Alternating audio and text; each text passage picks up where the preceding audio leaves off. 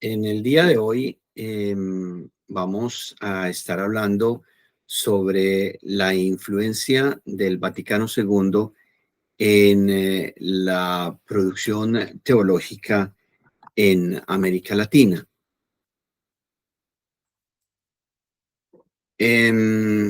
Para realizar este corto video, voy a utilizar el libro para comprender la teología de la liberación de la editorial Verbo Divino, y ustedes encuentran esta información en las páginas 36 a 49.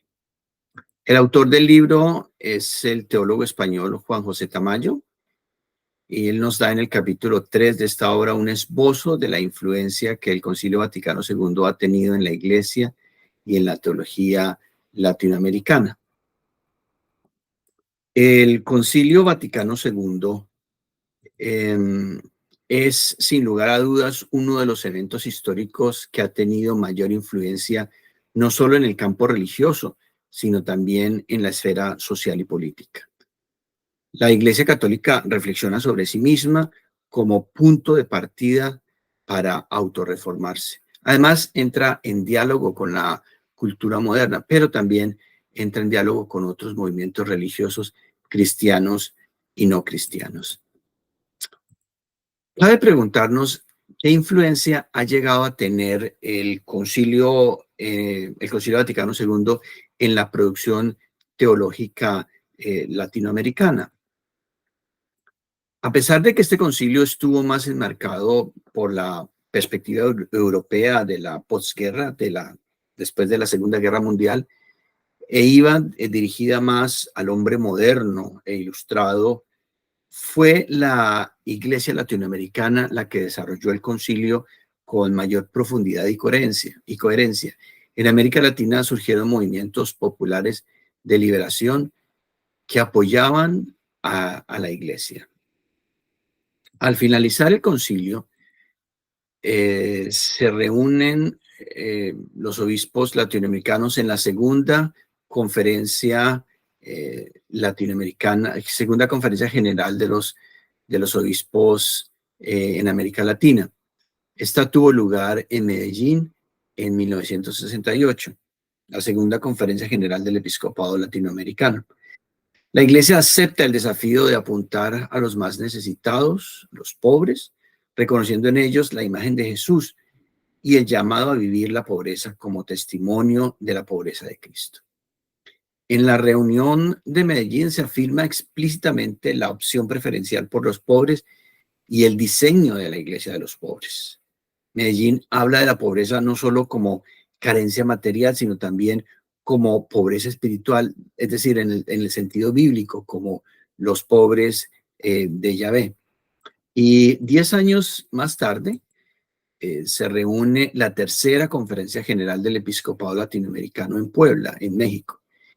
Esta conferencia reafirma y desarrolla la opción preferencial por los pobres como la construcción de una sociedad justa y libre. La Iglesia mira con atención los signos de los tiempos en los países en vías de desarrollo del continente latinoamericano y reflexiona sobre la posición que los más pobres y marginados tienen en la sociedad. Además, interpreta las causas de esa pobreza y juzga a los culpables.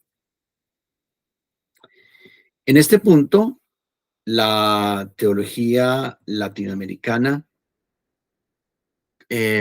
comienza a hacer en América Latina,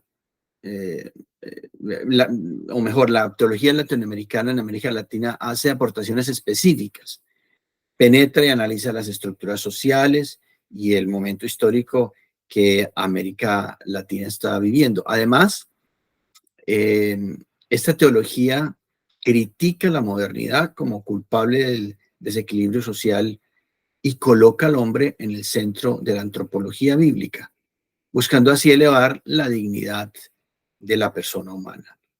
Pero otro de los campos en la que esta teología, otro de los campos en los cuales la Iglesia en América Latina hace sus aportes después del Concilio Vaticano II, es en la eclesiología, específicamente con las comunidades eclesiales de base.